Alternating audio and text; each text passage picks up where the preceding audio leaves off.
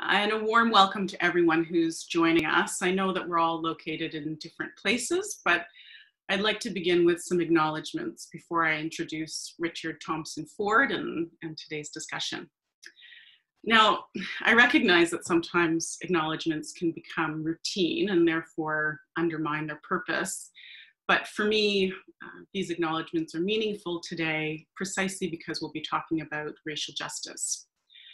Well, this year I moved around Turtle Island because of the pandemic. I ended up back in Toronto, where I was born, on the treaty lands and territory of the Mississauga of the New Credit First Nation and the Dishwit One Spoon Wampum. However, my own trajectory here is much longer as it follows a meandering path of my family migration through the Caribbean and Europe. Thinking again about where I am currently, I'd like to bring to the forefront of our minds, as if it were not, that in Toronto and elsewhere around the world, there are Black and Indigenous uprisings taking place to protest the unjust distribution of well-being, including of police violence, incarceration, unequal health and labor outcomes. And of course, there's a longer history there as well of protest that these movements build on, as well as of celebration and of solidarity. So it's in light of that shared history and our present context that our discussion must be situated, because we'll be talking about justice for Black, Indigenous, queer, trans, and other peoples today. And on that issue, we'll be partly talking about the contentious question of an open letter that was published in Harper's Magazine some weeks ago, entitled "A Letter on Justice and Open Debate." I should say that this letter is not the focus of our discussion, although we will talk about it a little bit. Richard signed it, and I should say that I don't endorse it myself, but I do mention it now, once again, in the style of an acknowledgement, because I'm aware that the letter was circulated within the Foundation community, and it was circulated broadly within the public on social media. And there were people within our community who felt hurt by it and who opposed it. So with all that said, I think the title that Richard chose for our conversation is apt. And I hope I've just explained a little bit why. To repeat, the title is Racial Justice, Righteous Outrage, and Open Discourse. In terms of a roadmap for our discussion, I've got a few questions planned to ask Richard, but I think we might also take a little bit of a conversational style as the discussion unfolds.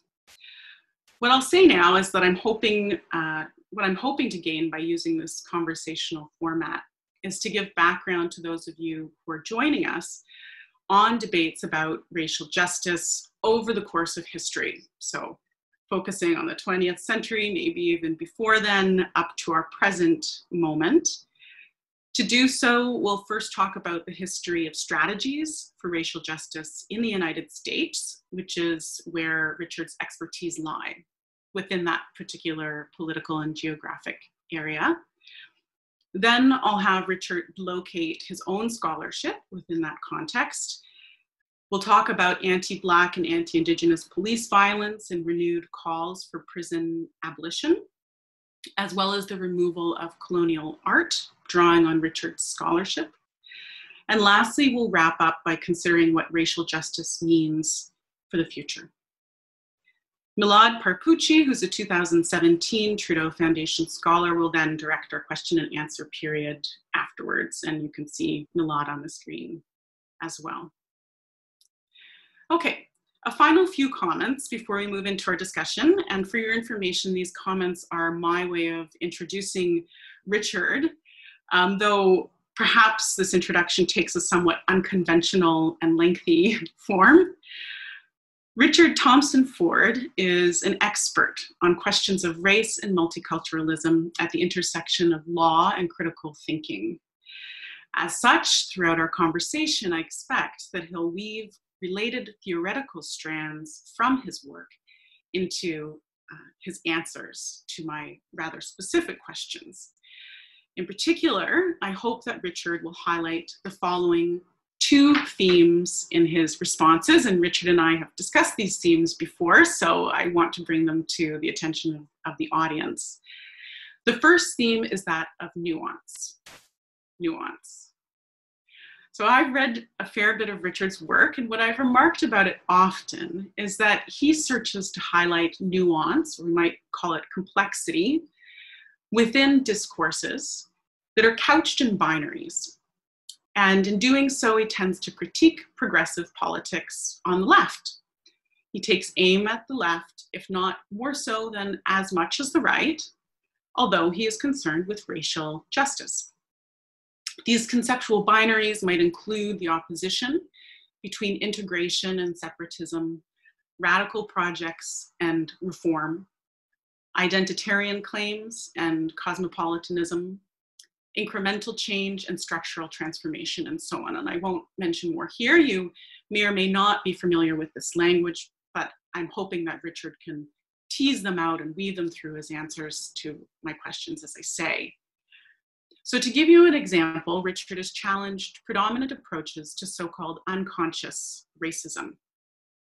The theory of unconscious racism, or otherwise called implicit bias, assumes that people tend to be racist without knowing it. Racism is therefore said to be best addressed through sensitivity or competency training, through education within schools and governments and workplaces. And this comes from a project on the left. It's an anti-racist project. So returning to this theme of nuance, Richard might say that this approach obscures what he calls covert bias, that is conscious racism, that gets hidden and perhaps even legitimized through unconscious bias discourses, which turn racism into a kind of medical affliction of the mind, which cannot be attributed to individual opinions or motivations, or even an institutional mindset, but a kind of involuntary process which justifies an almost psychiatric intervention to uncover subconscious bias through cultural training. And Richard, you can always correct me if I'm wrong in this characterization of your work. Now, in terms of my understanding of this tone and commitment to nuance, what I would say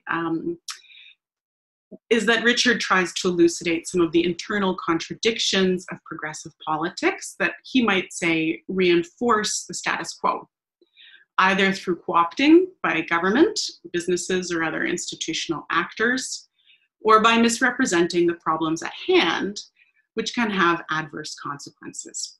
So if I return very briefly to the example of unconscious racism, he might say that remedies based on this assumption do as much harm as good, because they don't get to the root of the problem. They might foreclose other possibilities by fixing resources on one solution. Again, so this is the idea of a binary, right? There might be multiple approaches one could take, and therefore maintains the status quo.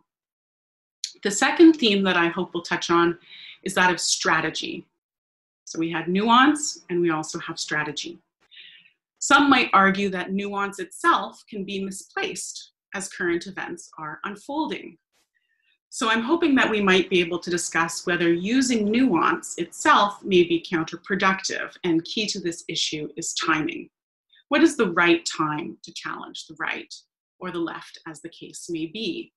And this brings us back to that open letter I mentioned before that we'll discuss, given that the letter was released in the context of protests that are happening at the moment.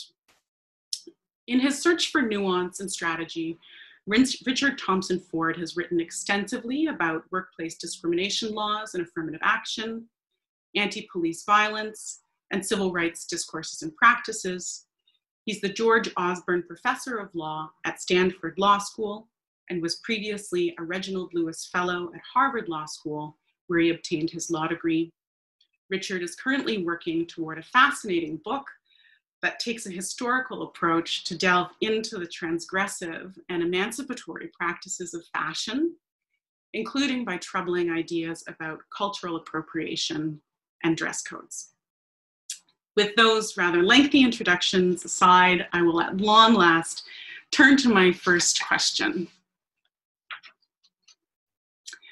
So Richard, it's my sense that some people in the audience will not have an extensive background, as you have, in critical race theory, which after all has its origins in the legal discipline, and not everyone here comes from a background in law.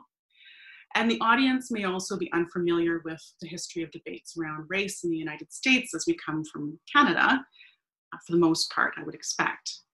So I'd ask that you get us started by taking a big step back and tell us about this history from the ground up and what I envision as a kind of narrative coming from your perspective of key moments or writers or figures, however you want to address it, in the successive movements in the United States. And let's say now, let's focus on an early period of, if you want, Black Reconstruction and nationalist movements and the civil rights movements, and we'll begin there, again, trying to tease out this idea of binaries within projects on the left. So here I'm alluding to things like integration and separatism, and you can see where I'm going with that. And also ideas about nuance and strategy. And then we can move forward in history from there. The idea is to try to get people all on the same level. Great. Well, first of all, thank you, Sarah, for that introduction. It was terrific. And you've already given me some very, some things to think about. At some point, I want to respond and talk a little bit about unconscious bias, and maybe I'll work that into my comments right now. But I'll start with this framing back, as you suggest. And one big binary that animated racial justice struggles in the United States, since the early 20th century at least, and certainly since the mid 20th century, has been attention between integrationists and separatists. And so this is something that's a very common way to frame up thinking about Black anti-racist struggle in the United States, the struggle between Black nationalists and integrationists during the big civil rights movement of the 1950s and 1960s, and moving forward. So whether it's Malcolm X versus Martin Luther King, or the Panthers versus the mainstream civil rights litigation, culminating in Brown versus Board of Education and the desegregation of American public schools, there's been a sense that there's been this sort of attention.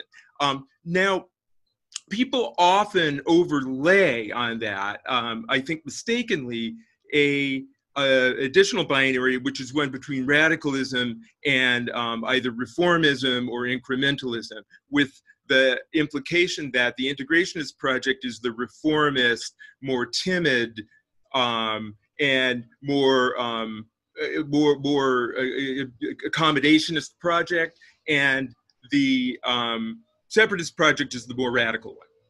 There's some truth to that, but a lot of it's contingent and unnecessary. And it's really important to notice right away that the integrationist project itself was quite radical at the time. The fact that it was the project that got legal recognition, got taken up by the courts, should not distract us from the fact that Martin Luther King Jr., for instance, was a radical in every aspect of his political thinking, and considered by the power structure to be an extremely dangerous radical. In many ways considered to be much more dangerous than those that we consider to be the more radical left, the Black Panthers, the Black separatists, precisely because he was more likely to be successful in winning over a large enough portion of the American public to his positions that he could actually enact social change, and he was more difficult to marginalize. But also because the integrationist project was an enormously challenging project for the status quo, for certainly for the southern states in the United States, but really for all of them. The notion of racial separatism was absolutely central to the institutions of white supremacy. So there's one complexity. Now this leads us to questions about also leads us to questions about strategy, ultimately. Because one thing that I've tried to emphasize, I along with a lot of other people, tried to emphasize in my work with relationship to the legal reform, is that both the integrationist and the separatist projects had compelling justifications, and both could and should have been taken up in particular aspects in order to advance the cause of racial justice. So maybe just a really, hopefully, quick example of this. If you look at the way desegregation was actually taken up in the United States by the federal courts, it was translated into a legal principle which was ambiguous in terms of how it would actually change things on the ground in public schools. And the result of that in subsequent years has been that the actual desegregation of American schools is now reversing at a fairly rapid pace in the United States. So there's a sense in which one can say winning formal legal arguments with respect to desegregation did not achieve substantive results. This is a pretty good argument for the separatists, and people like, for instance, Derek Bell, the great critical race theorist professor at Harvard Law School, saw this coming back in the 1970s when he wrote the article Serving Two Masters, which described some of the contradictions within the mainstream civil rights movement. So at the time he wrote that, it was seen as quite a slap in the face to the defining accomplishment of American racial justice up to that time. Very challenging and controversial article. Now, at the same time, the Separatist Project had many difficulties of its own. But first of all, of course, it didn't challenge, it wouldn't have challenged this pillar of white supremacy, Jim Crow segregation. We'd leave that intact, including all of the material consequences of that. The old phrase green follows white, which suggested that public resources would only get to disadvantaged and marginalized groups if they were integrated with people, with white people, people with political and social power, is a good point. And so failing to attack racial desegregation not only had an enormous dignitary cost and psychological cost for African Americans, but it was also likely to have a significant economic cost. So the solution would require one to look at the details of the implementation of an integrationist strategy. And in examining those details, one might also be able to incorporate some of the most promising aspects of the Separatist Project, which had to do with racial pride, which had to do with the need, for instance, for African American students to have empowered role models, which had to do with the importance of, for just one example, African American educators as members and pillars of African American communities. Those are all things that the Integrationist Project, as it was actually implemented, not in principle, but as it was actually implemented, left behind and forgot about it at great cost to the African American community. But at the same time, the ideal and the goal of integration was vital. And no one should ever lose sight of that. And it was a vital challenge to white supremacy, and an extremely radical one. So there's just the nutshell. I mean, I could go on, but I think it's probably better to for us to continue to have a back and forth. No, I think that's wonderful. And I think it's a perfect foundation to move forward first in history before we move to contemporary challenges. So my next question to you would be to try to lead us towards where we are now. And I'll give you a two-part question. So the first one is thinking about the 1980s and 1990s and the movement towards the integration of equity policies and inclusion and diversity within institutions and so on.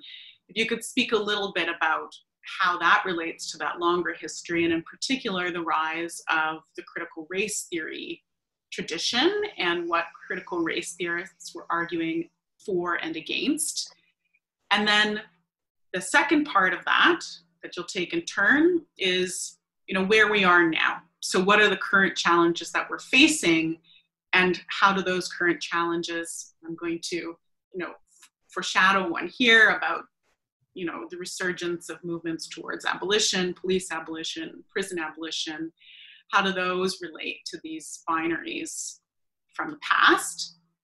We are going to get more into the question of incarceration and abolition in the next set of questions. So we can keep this relatively discreet, but try to weave that strand of intellectual traditions and social movements until the 80s, through the 80s and until today, if you can, at a fairly high level for the audience. Right.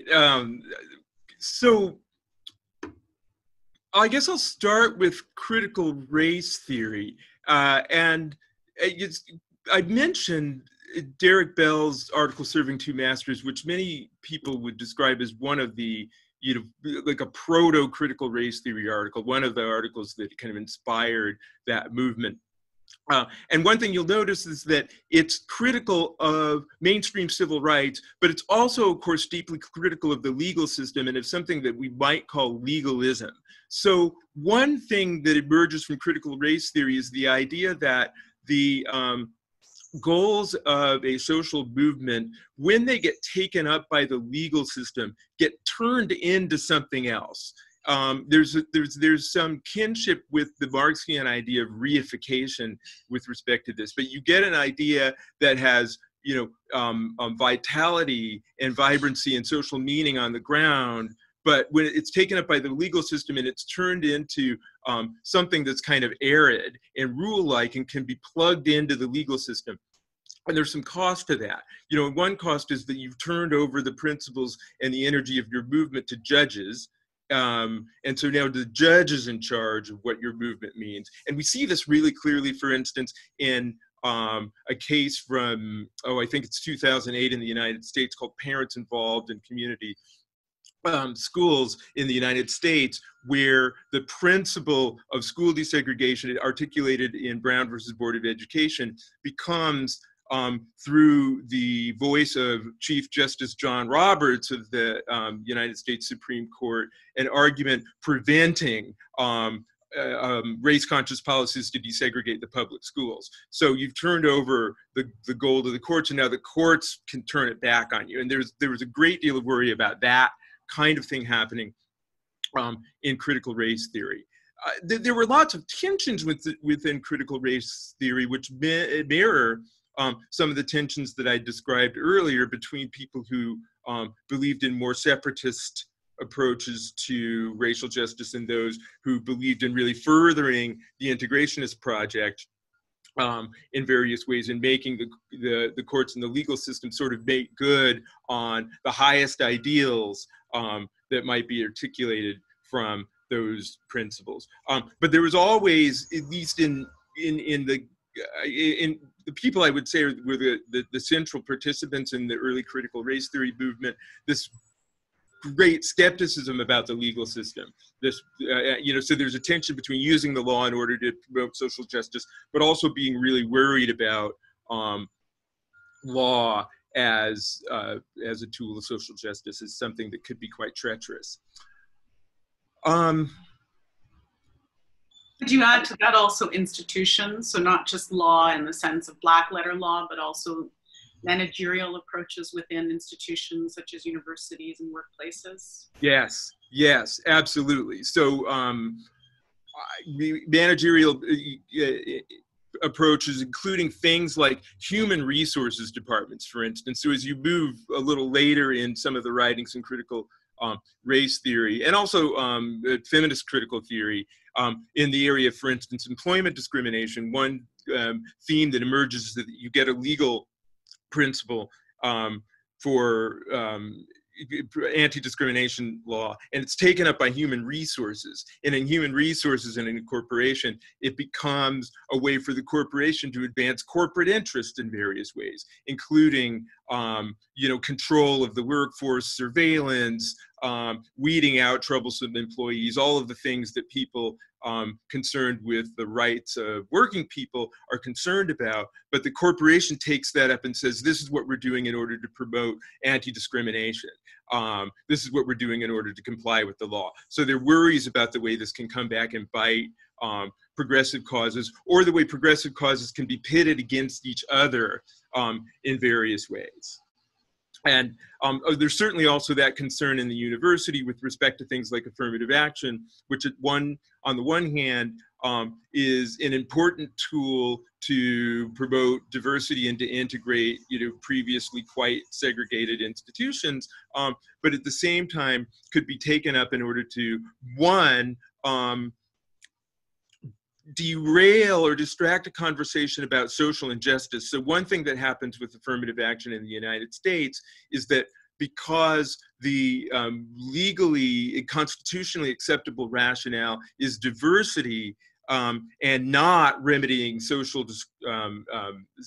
discrimination, all of the conversation about affirmative action is around promoting cultural diversity, and none of it's about remedying the effects of past racial subordination, Jim Crow, and what have you. And so you wind up having a conversation in the university about race that doesn't talk about the legacy of racism and discrimination. It only talks about the benefits of cultural diversity.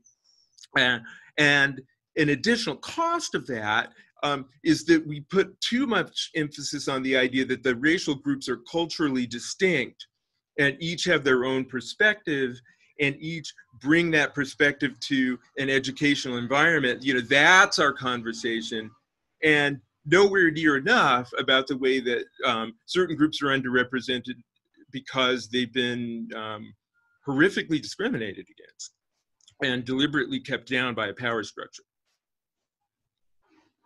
Maybe we can return to the idea of racial groups and structural issues in our last question again around racial justice. I expect it might arise there. But I wanted to return to that second part of the question, which is, where are we today, considering social movements that are being revived? I say revived because they're now in the public eye, but in fact they never ended, and they've been going on historically on a continuous basis. But that focus on, economics, that focus on work and labor, that focus on prison abolition and focus on police violence. How might you relate those current challenges to the past and binaries in the past and critical race theory? Well, wow, there are a lot of things to be said about that. One tension that emerged in critical race theory, and indeed critical race theory in a sense grew out of this tension, was one between people on the left who in more traditional or old school kind of leftism saw most of the social injustices as instances of class domination. And so, which, at the root of the problem is capitalism, class domination, distribution of resources and what have you. And things like race are epiphenomenal. They're just an instance of that. And the critical race theorists rejected that type of analysis and wanted to insist very forcefully, and I think very effectively, that racial injustices were a distinctive type of injury that couldn't be reduced to or explained by class domination, while they were still also concerned about, the class issues. I think we still have some of that tension today, and there are significant questions about the extent to which the problems of polarization of income, problems of an exploited underclass, working people of all colors and races, but certainly disproportionately people of color, and the problems of police violence, which of course also fall most heavily on economically disadvantaged people, but also disproportionately on people of color. The extent to which all of these problems are problems of class, wealth, income, social position, and the extent to which they're problems of race, and that raises questions about how they should be addressed. So, for instance, right now there's a debate that's in some cases been quite acrimonious in the United States about the extent to which the problems that we're facing, the main injustices in the criminal justice system, are problems of police violence generally. Just that in the United States we have an unusually violent police force that uses weaponry and kills at a higher rate than police forces in many other post-industrial societies, and whether that's the main problem, and the fact that that police force disproportionately encounters people of color results for the disparity, or whether the main problem is police racism. In other words, the officers are themselves racist and therefore more likely to use deadly force on people of color. So there's a tension that matters a great deal in the next stage of the activist movement. Where do we direct our resources? How do we go about attacking the problem? And I think it's fair to say that that question has not been resolved and continues to kind of to be a significant topic of debate. Thank you. That brings me to, you've anticipated my next question, which is about digging deeper into this context of anti-Black police violence and incarceration, which of course in Canada and the United States also runs in parallel with anti-Indigenous police violence and incarceration. And you wrote a piece for the popular magazine, The American Interest, exactly on what you were just mentioning briefly. And that piece is called Criminal Injustice, for people who are interested in looking it up. And in that piece, you recognize that the excesses of American policing are magnified by race, as you just did now.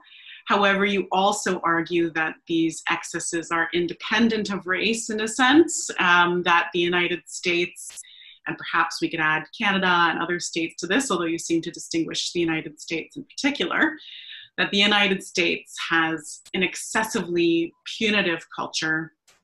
And as a result, we all bear some responsibility for this state of affairs.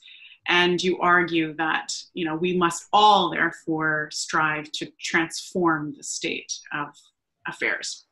So I'd ask you to focus in on that a little bit and talk about the article with the audience and tell me what you mean by this exactly.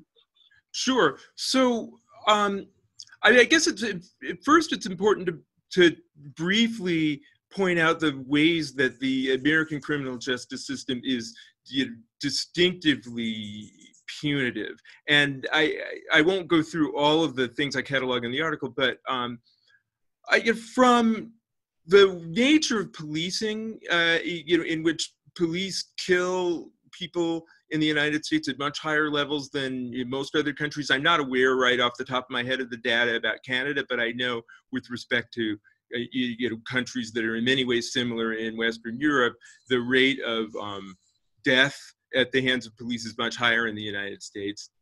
To the way the criminal justice system goes about adjudicating guilt, which in the United States involves plea bargains at a very high rate. Many of these plea bargains are really forced confessions by another name. And most statistics suggest that over 90% of the people in American prisons are there not through trial, but through plea bargains. I don't think most Americans realize this, and we have a kind of idealized notion of what the criminal justice system looks like, but it's not accurate. Once they're in prison, the prisons are in many cases horrific places. In some cases, prisoners are pitted against each other in fights that are sponsored by prison guards. It's quite clear, given popular culture, that sexual assault in prison is an accepted form of deterrence in our criminal justice system. Not official, but everyone understands this is part of the prison experience. Once they're released, if they are ever released, they aren't seen to have paid their debt to society and able to re-enter society on equal terms, but quite the opposite, are subject to continued surveillance and often disenfranchised for the rest of their lives. So at every level, the criminal justice, and I haven't even mentioned the higher, increasingly harsh sentences for relatively minor crimes that characterize the American criminal justice system. So at every level, it's an extremely punitive system. And many people have supported it. James Forman Jr.'s book, Locking Up Our Own, is quite instructive on this point, but that in the 1970s and 1980s, African-American civic leaders in American cities with high crime rates and that were troubled by crime were among some of the most vocal proponents of tougher criminal sentencing and crackdown style policing and you to stop and frisk and all of the tactics that we now know lead to these racial disparities. So it's not just a question of people who were racist and wanted to keep Black people down, but a question of an entire system that was organized around the notion of a highly punitive approach to moral questions. I could add the proliferation of guns, which is one of the things that makes American policing so deadly. And it's worth noting that American police are, I believe it's 40 times more likely to be killed in the line of duty than police in Germany, for instance. Largely as a result of the proliferation of firearms in this country, and that makes police react and therefore makes them more violent. So we have all of these problems in the background of the American system to be confronted, and all of these bear down on poor people of color to the greatest extent, and they're responsible for the kinds of patterns that we see. Now, to say all this, I don't deny that there's police racism. I don't deny that there are racist cops, and frankly, I think that the way American policing is organized and how it operates probably produces racists. I imagine that there are people who go into the force and aren't racist and come out racist because of the way the way our law enforcement is organized in this country. And there are lots of other problems to be discussed. But it's worth noting that those conditions are conditions that lots of people in the United States are responsible for and would require some rethinking in terms of how we address crime and moral infractions that we genuinely feel deserve punishment. That we'd all need to be willing to accept lower levels of punishment and greater chances for forgiveness and rehabilitation from people that in some cases have done some pretty terrible things in order to unravel this highly punitive and ultimately, I think, criminogenic approach to law enforcement that we currently face. Now, I can't speak as forcefully to Canada, frankly, I suspect that Canada is not as bad as the United States with respect to this, but I don't have that data at my fingertips. These movements are certainly taking place within Canada as well, especially around the murder of Black and Indigenous peoples and their disproportionate representation within the criminal justice system as well. But I want to trouble or push back a little bit on this idea of race as an exacerbating factor in the violence that you describe because of the legacy of slavery.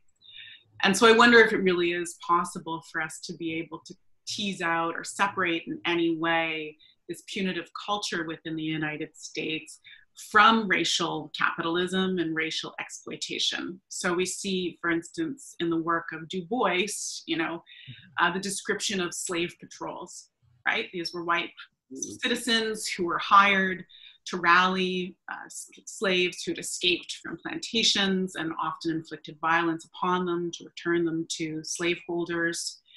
Or if we see in the work of Jacob Lawrence, a painter, the representation of prisons and the judicial system and how that was disproportionately used to discipline Black people and produce a source of free labor after slavery was abolished. And of course, there's increasing scholarship that links incarceration and policing to that history of slavery now in the last number of years. So is it true that we can tease these out, we can separate them, or is race a much more fundamental aspect of understanding the general punitive culture in the United States and perhaps elsewhere, such as in Canada?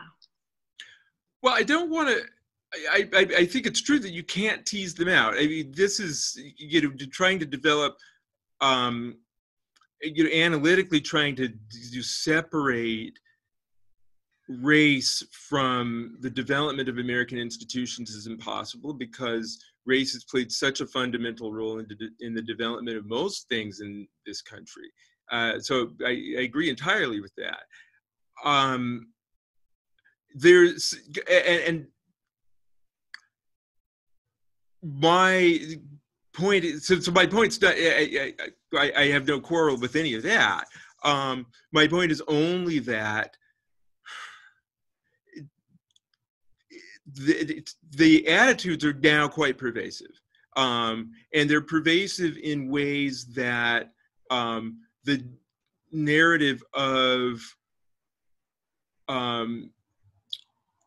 white oppression and the victimhood of people of color doesn't capture, because it's also people of color who are participating in some of the injuries, and it's also white people who are suffering some of the consequences. So that's, all of those things are important to recognize at the same time. I mean, I suppose there's a question of nuance and complexity, but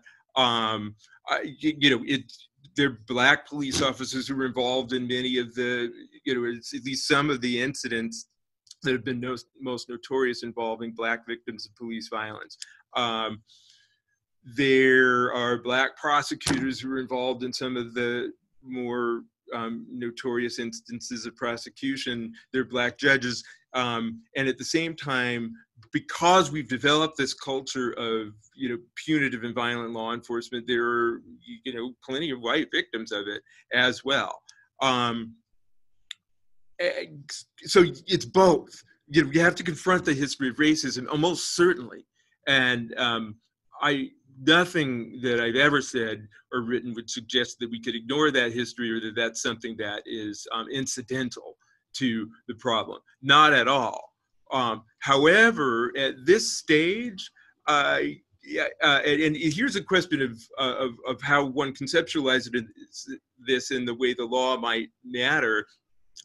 I worry that there's a belief that you could tease out racism, that you could say, if we can zero in on racism, racist police, racist prosecutors, racist legislatures, and zero in on that, then we could fix the problem.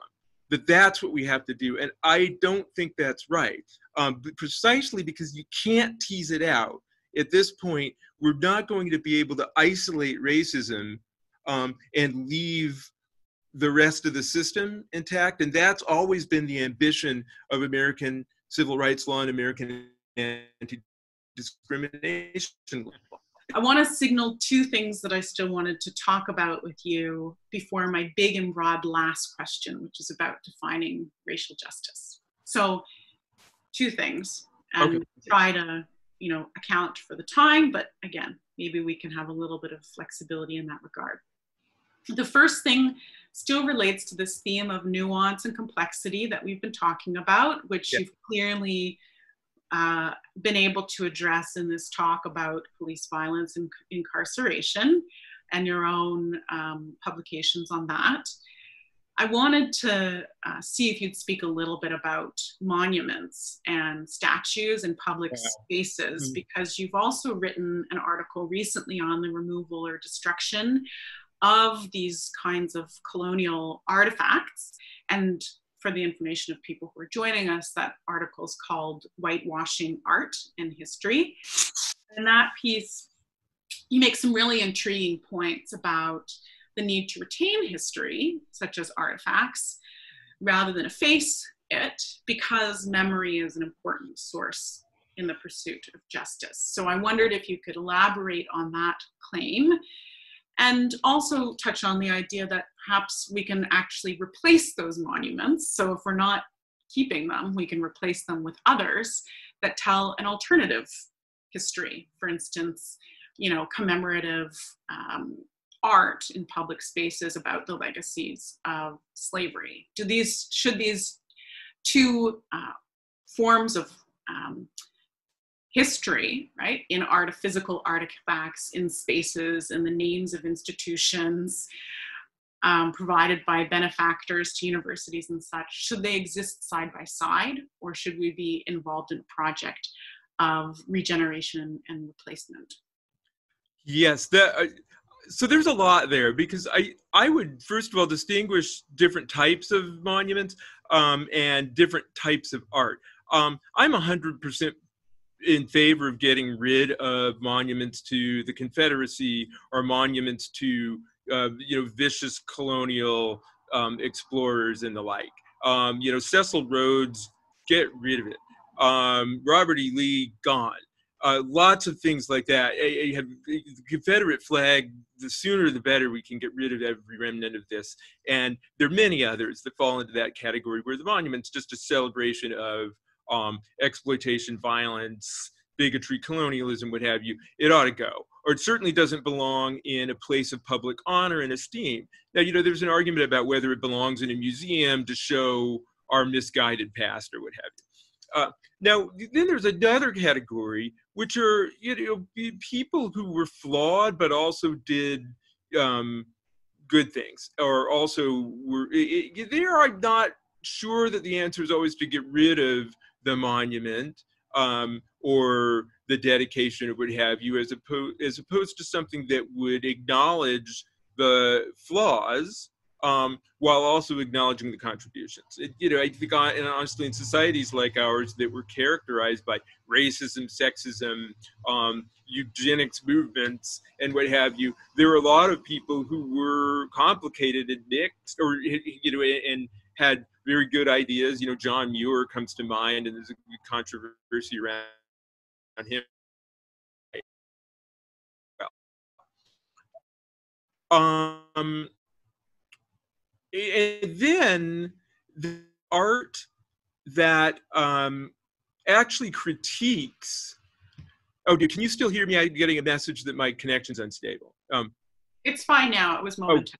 Okay, shoot. Okay, if that keeps up, I'm going to try something new. But yeah, then there's art that actually critiques, but in perhaps a subtle way, the exploitation and bigotry. And so, for instance, in the article I think you're referring to about the murals in San Francisco, this was art where, if one understands the context, the artist, and the WPA art and mural work that was happening when that art was created, there was a lot of very critical art, and the particular artist was a Russian immigrant and Marxist radical who was commissioned. Obviously couldn't be open about that when working for the United States government in the 1930s, and so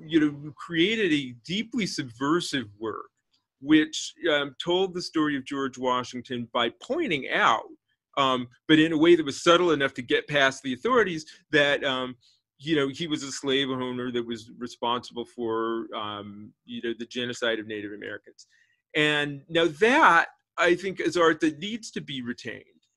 That's art that is valuable and vital, and if the context is unclear, it can be emphasized.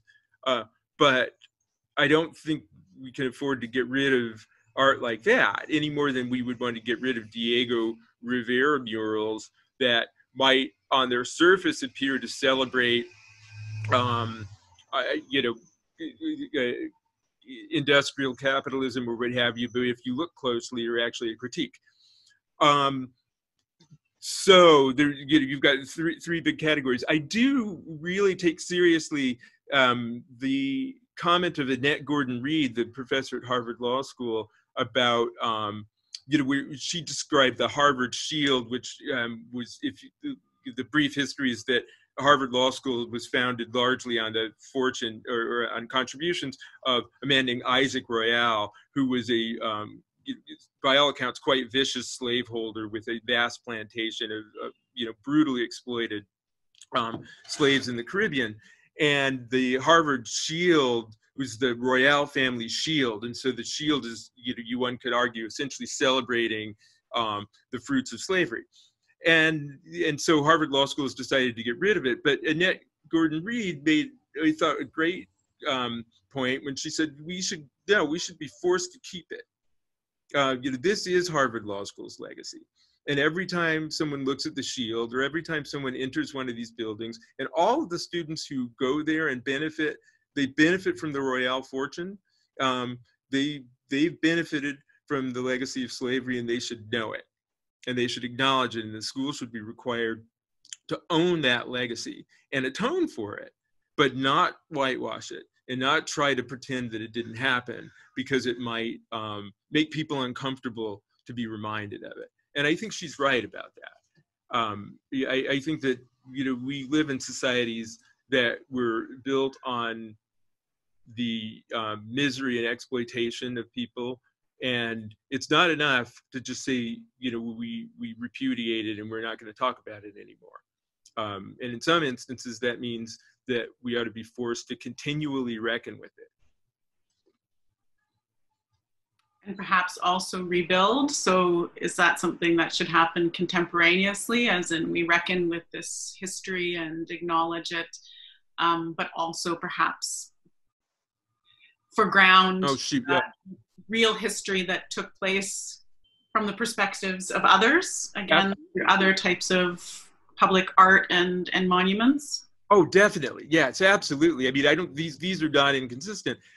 Indeed, now I wish I could remember the example, but there were several examples of art that, arguably celebrated, colonialism or exploitation, that was then answered by art that pointed out and brought a new perspective, and also to suggest a new civic identity that's inclusive and that's egalitarian, and that's vital, and that's certainly necessary. So art that answers and that expands is absolutely the answer. And and again, sometimes the answer really is getting rid of, or at least demoting, the problematic or offensive art, to ensure that it doesn't enjoy a place of prominence and respect. But these are questions that I think have to be answered in context. It's not, there's not one right answer. So a short aside for people who are listening from Canada, these debates are happening here as well within our universities and public spaces. There was a really amazing art action that took place recently in Toronto and elsewhere by spraying paint on colonial statues around the city, that you can read about online, including in Spacing magazine. And at McGill University, there's been a working group on commemoration and renaming to recognize the history of James McGill as a slaveholder of Indigenous and Black slaves, but also the names of benefactors on buildings and so on. So I'd encourage you to read those resources on our particular context here. Okay, 2 more questions. The first one, we're gonna talk about the open letter. Okay. And so rather than me explain what the open letter is, because we're somewhat pressed for time, perhaps I can turn to you. You can tell the audience a little bit about the history of the open letter, what it says, what it stands for. I would like to highlight myself that this open letter was received with counter open letters and op-eds, right? So very, very brief, essentially, this open letter says that there's currently a so-called stifling atmosphere within the United States of censorship and public shaming, of ostracism relating to so-called cancel culture. And it decries this trend and says that while the signatories might expect that of people on the right, they're alarmed that this has now become a trend among people who are on the left as well. And it calls in turn for the liberal exchange of ideas without the fear of repercussion. So as I say, there was a swift response with counter open letters and op-eds about how this letter is implicitly directed at and effaces the struggles of Black and trans people. And this had to do in part with the initiators of the letter, some of its signatories, such as J.K. Rowling, who denies that trans women are women on Twitter and other social media, but also, you know, the kind of vague framing of the letter.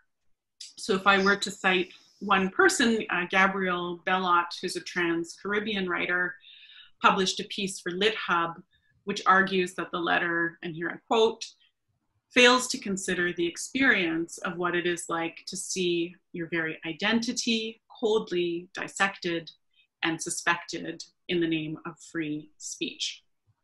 So I was hoping that you could speak to the audience about why you signed the letter as a Black man and a critical scholar, and including, you know, why you maintain your name on the letter, whereas other people took their signature off the letter after it received this kind of public reception.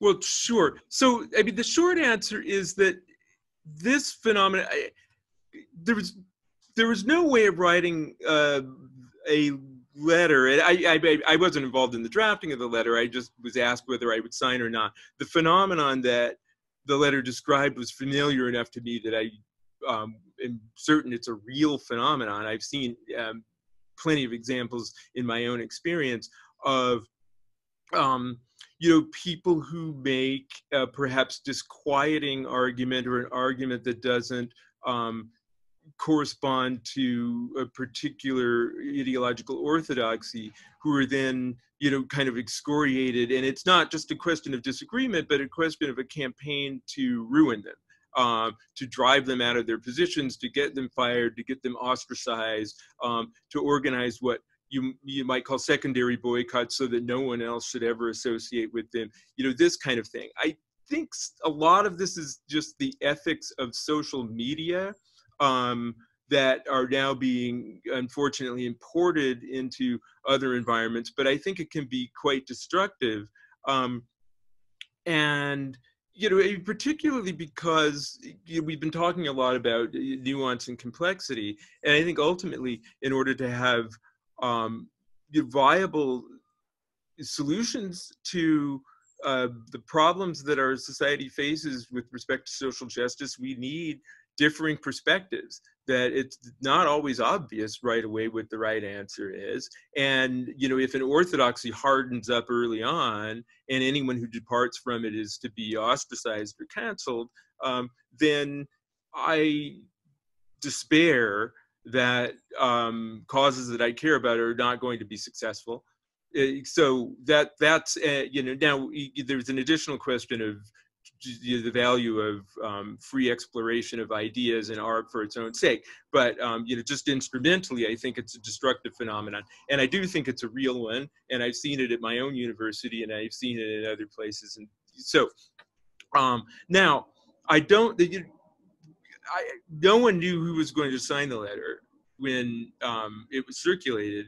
But I mean, the idea that, you know, well, if someone else signed the letter who I don't agree with on a different topic, therefore I should remove my signature in order to further the ostracism of that person, I just don't agree with that.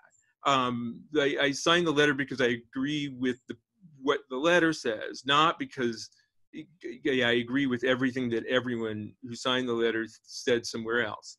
It's just not the way any kind of a collective effort could possibly operate. So that's why I didn't remove my name. I agreed with it when I signed it, and it seems frankly a little cowardly to then say, well, gee, there was a negative reaction, and so now I'm going to try to backpedal. So as I have been doing throughout this discussion, I want to, you know, push back a little and be provocative, because this is in the tradition of critique, which yeah. I know that you uphold. And so before my very last question, this very brief question, is that, you know, again, in the mode of critique, I wonder if there's a kind of internal contradiction within the letter itself, in the sense that it is an example of perhaps what you've called elsewhere righteous outrage, right? Because it is circulated through social media. It's disseminated widely. It uses the same kind of forum, the same style as what it is decrying, in a sense, or at least perhaps the rationale for why some people might have signed onto the letter, and it therefore engages and reinforces that style of engagement rather than doing the opposite.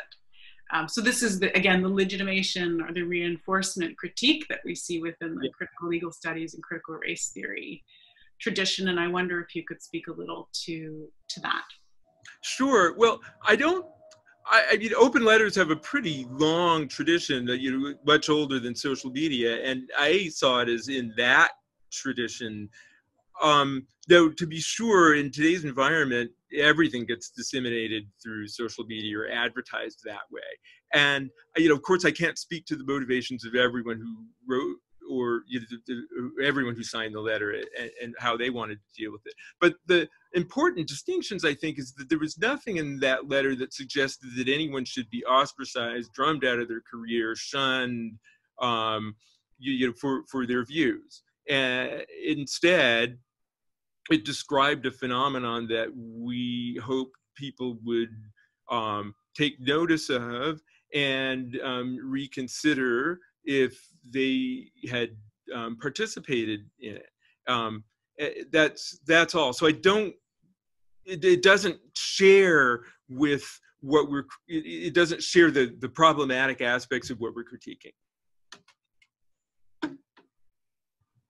Okay, so on to my last question, but I would like to say for those of you who are listening, because I know there are many people who objected to the letter as well and who felt harmed by it, others who might support the letter too, that there are ample resources on it online that you can look at if you want to. I mentioned the article by Gabrielle Bellet, which is excellent in LitHub, but there are also the counter letters. There was a publication in the Toronto Star, and I'd recommend that you read through those other sources if you want to hear more about it.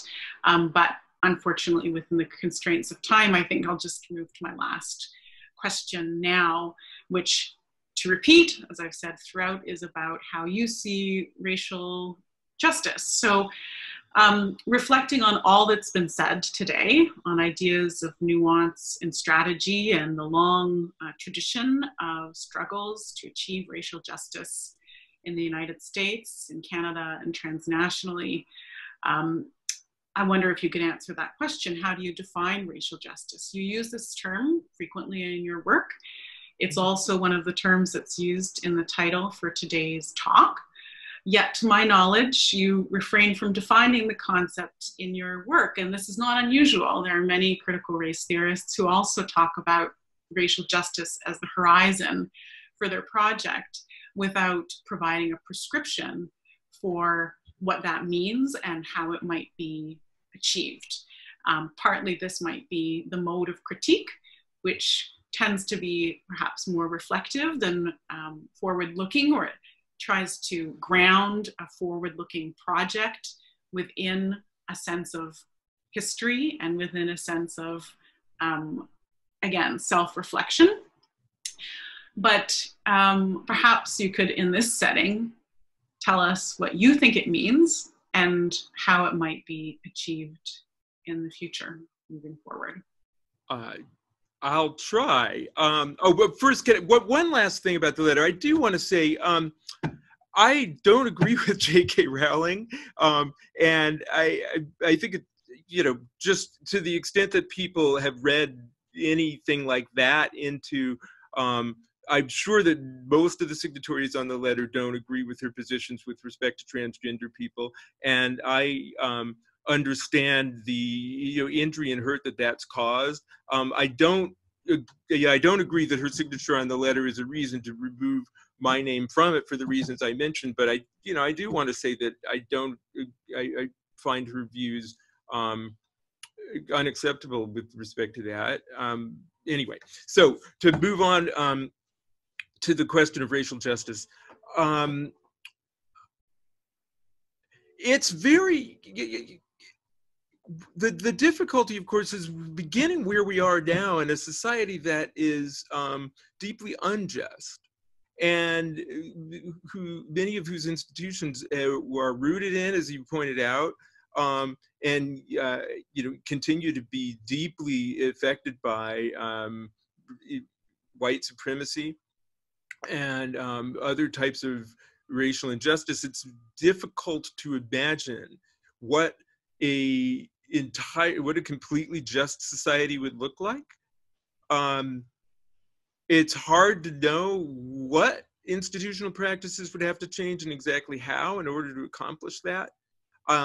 And one of the reasons that I am reluctant to define it or to attempt to define it precisely is because those definitions, in my experience, always tend to be quite incomplete and to fall into sort of scholastic conceptualism that's unhelpful and in some cases even misleading. So, just to return to the discussion that we had about unconscious bias for a minute, I think a lot of people would imagine, that one legal definition of racial justice is a society in which people don't make decisions with race in mind. That if we could get rid of a mental state called racism, then we would be living in a society that was racially just. Or as Chief Justice John Roberts has said, the way to stop discrimination on the basis of race is to stop discriminating on the basis of race. A nice truism, but a misleading one. And I think most of the formulations take that form in one way or another. I think we've got to grope from where we are. And part of the reason that, I'm committed to the idea of nuanced and in some cases complex discussions is precisely because we don't know exactly what a more just society would look like until we start to grope our way towards it. I don't think that, for instance, during the civil rights movement, anyone anticipated that the principle that the state should not distinguish its citizens based on race, which was advanced during the Jim Crow era, would be turned into an attack on affirmative action. And so, advancing a definition now, it would be reckless, I think. So in a sense, the best I can do is to say that we've got to grope our way towards it with an understanding of the problem. And that's why critique is vital to getting, it's a vital part of a pragmatic approach to problems of social injustice. Thank you so much for all of that, Richard. I think that was a very sensitive and enlightening, very thoughtful talk, and I was pleased to have this conversation with you, and I'm sure that the audience gained a lot from it. But now we'll turn it over to them to ask you some questions. Again, going a little bit over time, no doubt, although those who are unable to stay a little bit later, I'm sure can leave. And I think this is being recorded and posted online afterwards if you want to catch up on those last few moments if you do have to leave us. So with that, I'll turn it over to Milad to take it away and direct the question and answer period. Thanks again, Richard. Thank you so much, Sarah. This was great.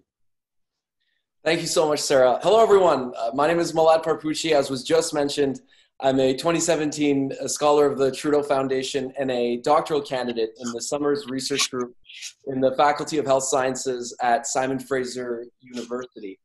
I'd like to acknowledge that I live and work on the unceded territory of the Coast Salish people, including the territories of the Musqueam, Squamish, and Tsleil-Waututh nations. I'd like to thank my colleagues, Professor Ford and Sarah, for really a fascinating discussion, a nuanced discussion on racial justice, righteous outrage, and open discourse. I'd also like to thank you all, our attendees, for joining us today for this important conversation. Now, as the discussion was unfolding between Sarah and Professor Ford, I couldn't help but have a million different thoughts and questions run through my mind. But right now, it's time for your questions and comments, and I very much look forward to hearing those questions and comments and Professor Ford's responses. So on that note, I would encourage you to just take a moment to collect your thoughts, reflect on what was said, and in terms of technology, in terms of technical instructions, if you move your cursor around the Zoom window we're in right now, you should see an icon at the bottom of your screen, Q&A. Now, if you click Q&A, you'll be able to send in your questions and comments. Once you send those, I'll be able to see all of them, and I'll be able to see all of them, but unfortunately, I apologize in advance if we're unable to get through all of the questions and comments. But I'd like to, right now you can send those in, and I'll keep an eye out on the Q&A box. And Professor Ford, a very important question for you. Are you ready for questions? Yes. Excellent. Same here. So please feel free to send those in. And I recognize there might be a moment of silence, positive silence, while you collect your thoughts, and that's totally fine.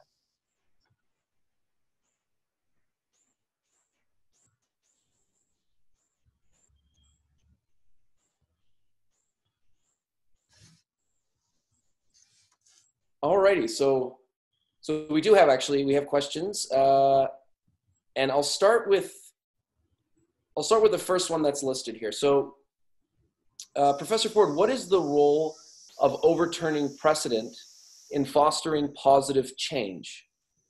The example I am thinking about is Brown versus Board of Education, overturning Plessy versus Ferguson, and the desegregation of the U.S. Brown versus Board of Education is a game changer. What type of game changer or game change is required in the US and Canada at this time? Oh, interesting. I guess my short answer is I'm not sure that the type of change that's required now will take the same form as something like Brown versus Board of Education, because in Brown, we had a very specific legal rule that could be attacked. The legal rules around Jim Crow segregation that allowed the state to discriminate against its citizens based on race was, something that was discrete and could be attacked by a specific legal decision. And the racial injustices and social injustices that we confront today don't have that characteristic. Instead, they're structural, they're baked in, they're the result of multiple forces colliding with each other. And so it'll be harder to attack with one discrete legal decision. Instead, we need to reform in various ways a lot of different institutions. Now, if I were to pick one thing that I think would make the biggest difference, it would be to deal with neighborhood segregation. I mean, one thing involving race, neighborhood segregation, because a lot of the injustices that we see follow in various ways from the fact that people of color, particularly poor people of color, are isolated in impoverished neighborhoods that lack job opportunities, and that also are, one of the places that are targeted by police. And once the neighborhood, once people of color are segregated in that way, then the other types of disparities can occur without anyone talking about race, without anyone mentioning it, without there being another discrete form of racial discrimination to get at. So I think that that's a linchpin of contemporary racial inequality, and a policy to begin to desegregate isolated, impoverished neighborhoods would be, the big game changer. But that's not going to be just one rule. That's going to be a whole range of policies in order to achieve that kind of desegregation.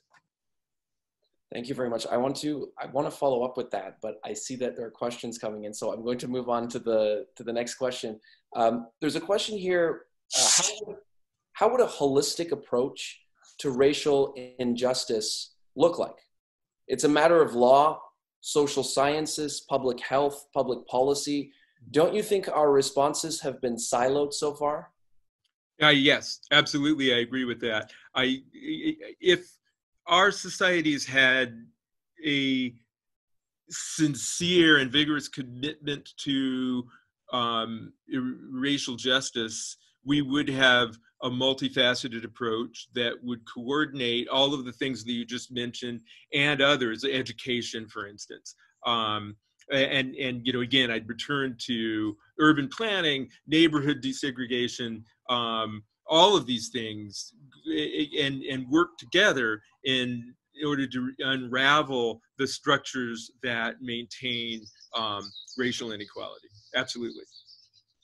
Thank you. It seems like these silos affect so many different policy challenges. For myself, I'm in mental health and addictions, and the silo approach is a problem. Absolutely. There's a question here. What are your thoughts around law professors using freedom of speech or academic freedom in classrooms when racist comments are made by students? At what point do you draw the line? That's a very good question. I believe, so there are two issues here, and one is what people have a right to say, and the other is what they ought to say and what our norms of mutual respect ought to be in an academic environment. And at least where I'm from, we really have to make that distinction, because the legal rules around what one has a right to say are fairly robust, so that we are not entitled, this is different in different jurisdictions, but in California, we're not entitled to sanction students for offensive speech because we're governed under free speech type principles based on a law that applies in California called the Leonard Law. Now, that's very different than what we should expect from our students and what we should encourage. And so I think that as a professor, one should model and encourage and discuss attitudes of mutual respect. And at least in my own experience, doing that is usually effective to avoid, you know, the worst of offensive comments. But you know, I think it's a hard question where the line between legitimate disagreement on controversial questions and just, you know, flat out unacceptable offensive speech is. That's a question that we're constantly just simply grappling with. Thank you. We have a question here. Thank you. It starts with thank you. Can other language be used to beyond racism? Language like engagement that could lead to something more than binary. Words like ecumenology and latitudinarianism, and thus recognize inclusivity with integrity and diversity with dignity. Rather than racial justice, what about human justice? I'm not sure I understood all aspects of the question.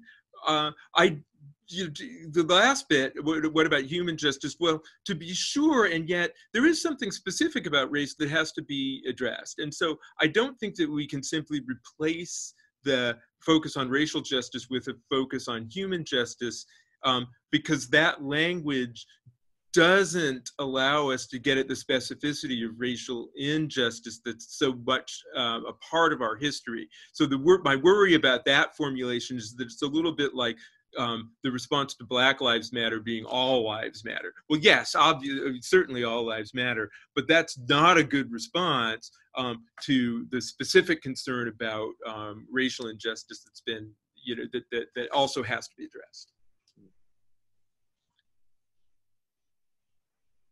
The next question here, what is the role of religion, spirituality, and beliefs in unraveling the infrastructures of discrimination and bigotry?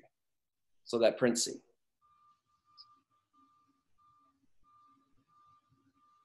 Yes. Religion, spirituality, well, there are many roles. I mean, religion played a significant role, for instance, in the American Civil Rights Movement, and I think religious conviction can play an important positive role in encouraging the moral the